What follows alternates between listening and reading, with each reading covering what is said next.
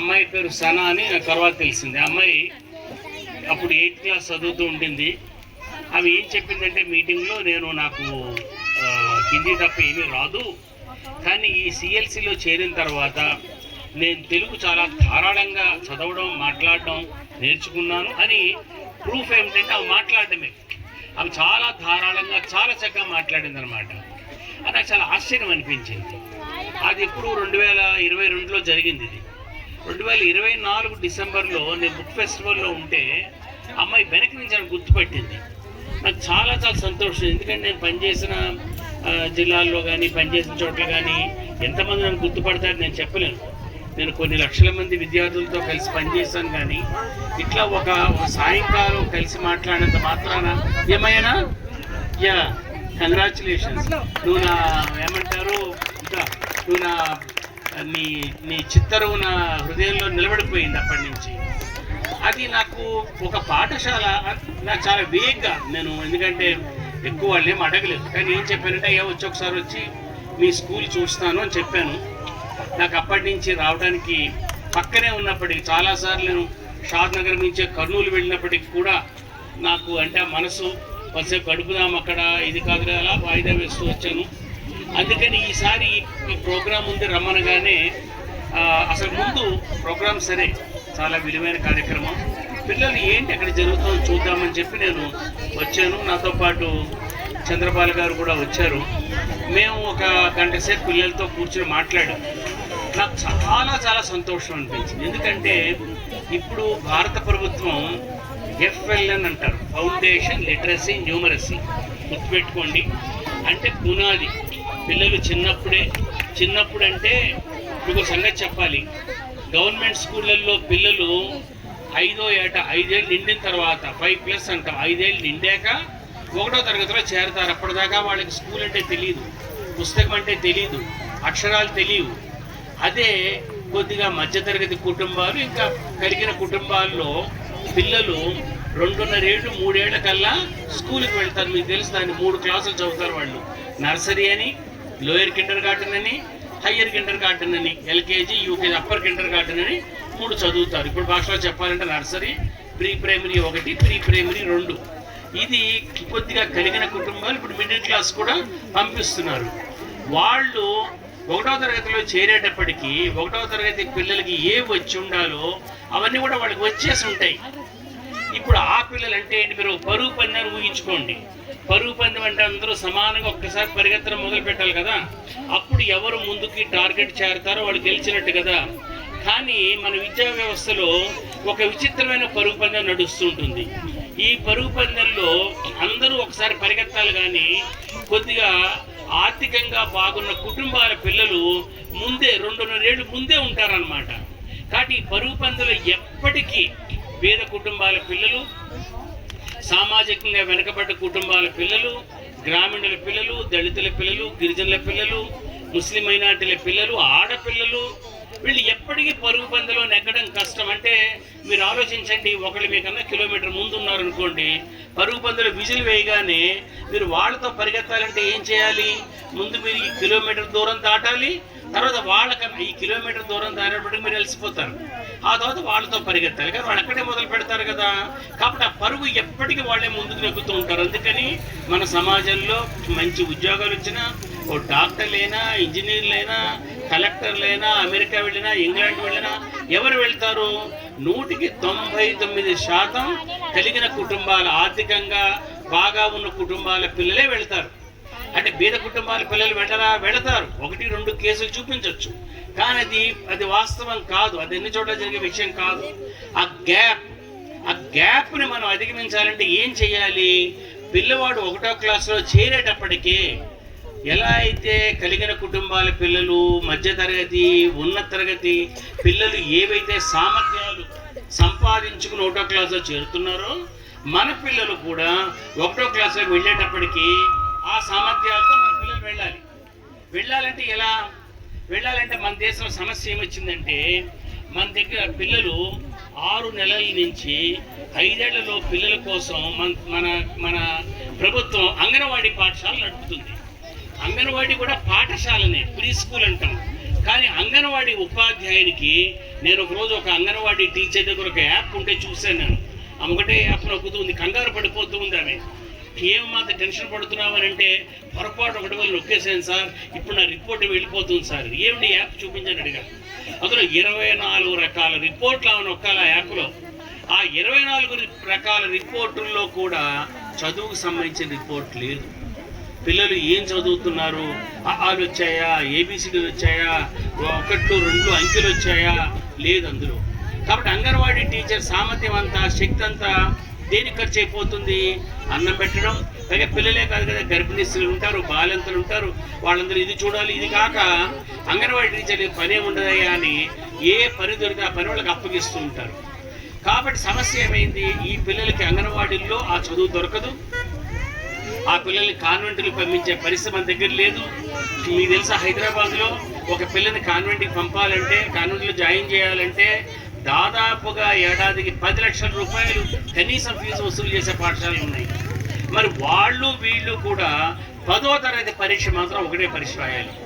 Public school కానీ, corporate school కానీ, జిల్లా పరిషత్ హై స్కూల్ కానీ, రెసిడెన్షియల్ స్కూల్ కానీ, స్కూల్ ఏదైనా కానీ, ఇంగ్లీష్ మీడియం కానీ, తెలుగు మీడియం కానీ, 10వ తరగతి బోర్డు పరీక్ష మాత్రం ఒకటి. అంటే ఇంత అసమ వ్యవస్థ, ఇంత విషమ వ్యవస్థ, ఇంత దౌర్భాగ్యకరమైన వ్యవస్థ ప్రపంచంలో ఏ దేశంలో లేదు. నేను ఈవేళ పొద్దున వార్త చదివాను, ఒక వార్త గూగుల్లో. ఏమిటది? చైనాలో ఒక నిషేధం విధిస్తున్నారంట వాళ్ళు. 6 సంవత్సరాల నుంచి 15 సంవత్సరాల లోపు పిల్లల మీద వ్యాపారం చేసి పాఠశాలలు నడపడానికి బ్యాన్ చేస్తున్నారంట చైనాలో. 6 ఏళ్ళ నుంచి 15 ఏళ్ళ పిల్లలతో చదువుని వ్యాపారంగా మార్చడం మీద బ్యాన్ విధిస్తున్నారు. ఎవరో రాశారు, చైనా చేస్తే ఇండియా ఎందుకు చేయదని. నిజంగా జరిగితే సంతోషించే వాళ్ళల్లో మొదటి వాడిని నేను ఉంటాను. చూశాను కళ్ళారా నేను. ఇది ఒక దుర్మార్గమైన వ్యవస్థ. ఈ దుర్మార్గమైన వ్యవస్థను ఎట్లా బ్రిడ్జ్ చేయాలి, ఏం చేస్తే పెద్ద ఒక మన 2-3-4 ఏళ్ల కిందట భారత ప్రభుత్వం ఒక పెద్ద పాలసీ తీసుకొచ్చింది విద్యా విధానంలో ఏం చేయాలని. వాళ్ళు చాలా పెద్ద పెద్ద విషయాలు రాశారు. కానీ ఈ ప్రాథమికమైన విషయం, ఈ కీలకమైన విషయం దగ్గర మాత్రం వాళ్ళ దగ్గర జవాబు లేదు. వాళ్ళు 4-5 రకాల జవాబులు చెప్పారు. 4-5 రకాల జవాబులు చెప్తే మీకు తెలుసు కదా, మల్టిపుల్ చాయిస్ ఉంటుంది. మల్టిపుల్ చాయిస్లో ఒకటే ఎంపుకుంటారు, 4 ఉండకూడదు జవాబులు. ఏబిసిడీలు ఏదైనా చేయమంటే ఏది చేయరు, ఏదైనా చేయాలి, బి అన్నా చేయాలి, సి అన్నట్టు ఏం చేయాలి. ఏమిటి ఆన్సర్? ఏమిటి? పిల్లలకి 5 ఏళ్ల వయసు వచ్చే లోపు కనీస సామర్థ్యాలు. ఏమిటి కనీస సామర్థ్యాలు? చదవడం రాయడం రావాలి, అంకెలు, చిన్నపాటి లెక్కలు వచ్చి ఉండాలి 1వ క్లాస్కి వచ్చేటప్పటికి. అప్పుడు వాడు స్కూల్కి వెళితే తక్కిన పిల్లలతో సమానంగా పోటీ పడి వాళ్ళ ప్రతిభా సామర్థ్యాలు చూపించగలుగుతారు. ఇది చాలా చాలా చాలా పెద్ద సమస్య. కానీ మన దేశంలో ఈ సమస్య గురించి మాట్లాడటానికి ఎవరికి తీరిక లేదు. మన రాజకీయ పార్టీలు ఎన్నికల మేనిఫెస్టోలు రాస్తారు, మీరు ఓట్లు వేస్తారు కదా, ఆ మేనిఫెస్టోలు చదవండి. ఎవరైనా విషయం గురించి మాట్లాడారా? కానీ ఇంతకన్నా పెద్ద విషయం మరొకటి ప్రపంచంలో లేదు. ఒక లెక్కలేసారు ప్రపంచ బ్యాంక్ అని. మీకు పెద్ద విషయాలన్నా చెప్పాలి, ఎందుకంటే మీ మనసులో పడాలి. ఇది ప్రపంచ బ్యాంక్ వాళ్ళు లెక్కేశారు. లెక్క ఏమిటో తెలుసా? ఈ ప్రపంచంలో విద్యాపరంగా చాలా అభివృద్ధి చెందిన దేశాలు కొన్ని ఉన్నాయి. నార్వే అని, స్వీడన్ అని, ఫిన్లాండ్ అని ఉన్నాయి.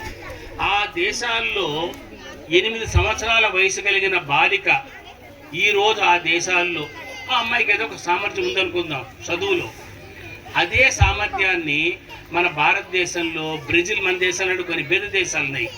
ఇలాంటి దేశాల్లో 8 ఏళ్ల వయసు ఉన్న పిల్ల ఈరోజు ఫిన్లాండ్లో 8 ఏళ్ల వయసు అంటే 3వ క్లాస్ అమ్మాయి అనమాట.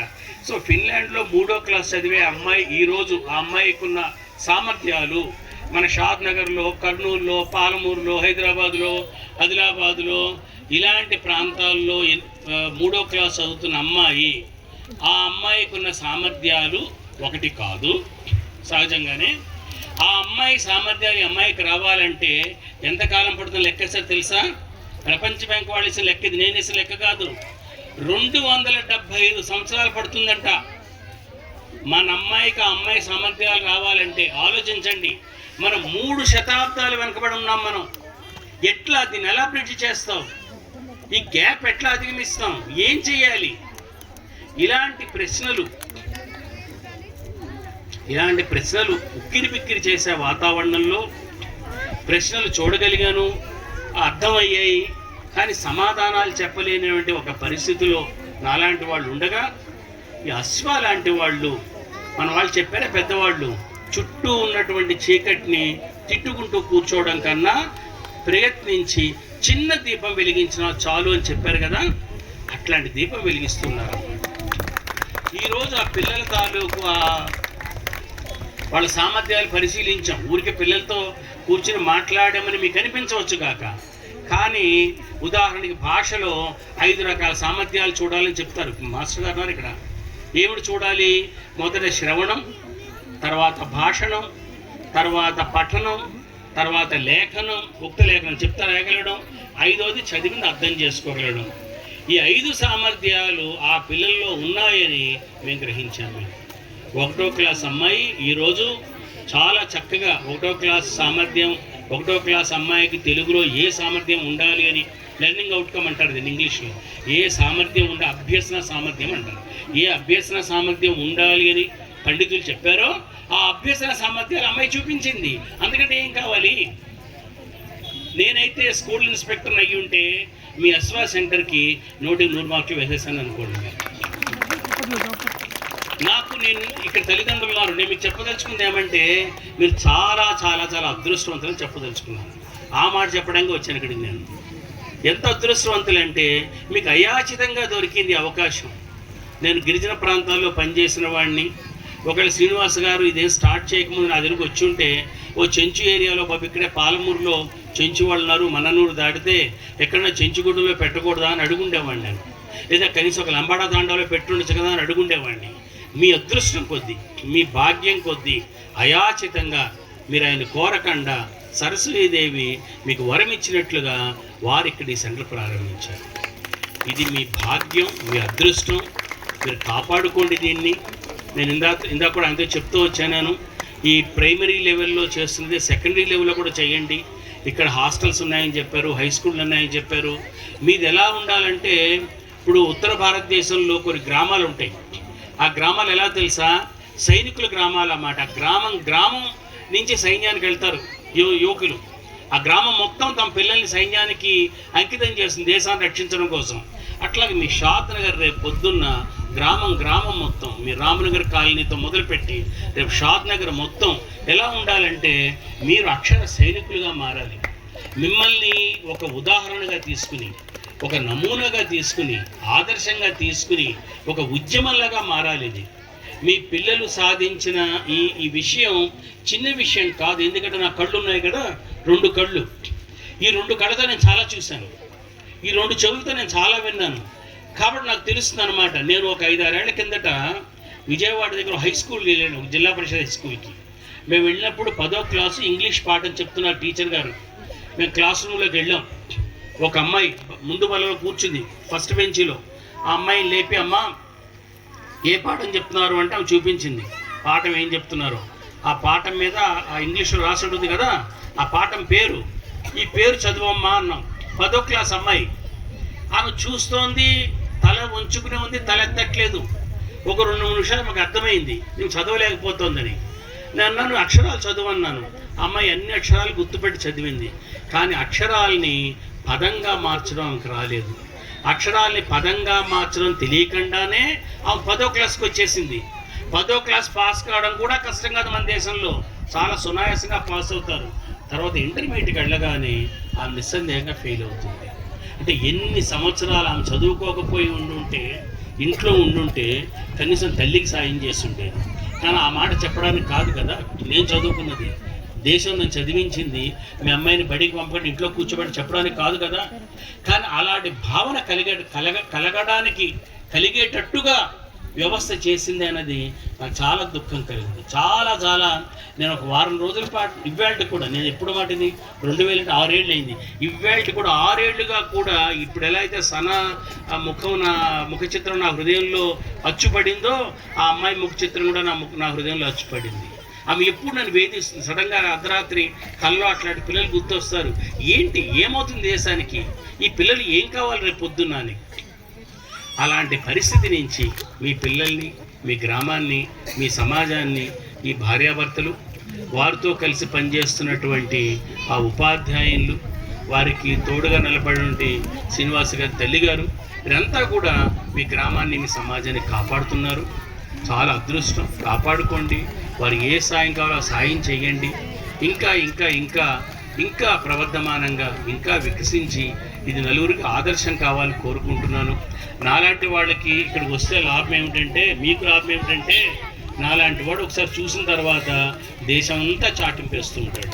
నేను ఎక్కడికి వెళ్ళినా, ఈరోజు కళ్ళారా చూశాను కదా, ఆ చిన్నపిల్ల 1వ తరగతి పుస్తకం చదివింది కదా, దేశం అంతా చెప్తాను, దేశం అంతా మాట్లాడతాను. నేను మీకు అన్ని విధాల విజయం కలగాలని కోరుకుంటూ అశ్వ సంస్థ మరిన్ని ప్రయోగాలతో, మరిన్ని విజయాలతో ఇంకా ముందుకు నడవాలని కోరుకుంటూ, నాకు ఈరోజు ఈ పిల్లల పుస్తకాన్ని, పిల్లలు రాసిన పాటలు, ఆ పుస్తకాన్ని నన్ను ముందు మాట రాయమని కూడా అడిగారు. చాలా సంతోషం.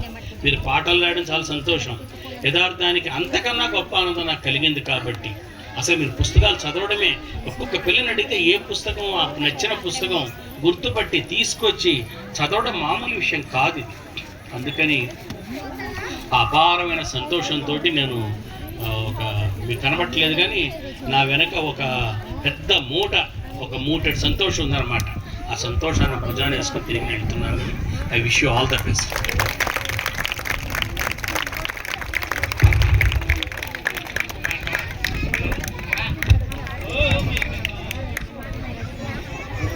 హలో, నేను ఎక్కువ మాట్లాడను. మీరు రాసిన మీ పుస్తకం వస్తుంది పిల్లలకి మీ ఇంటికి. దాంట్లో మీ పిల్లల చేత చదివించి వినిచ్చుకోండి. సార్ ఏం రాశారో అందులో ఉంటుంది. తర్వాత ఇదంతా శర్మ తాతయ్య గారి ప్రోగ్రాం కాబట్టి మైక్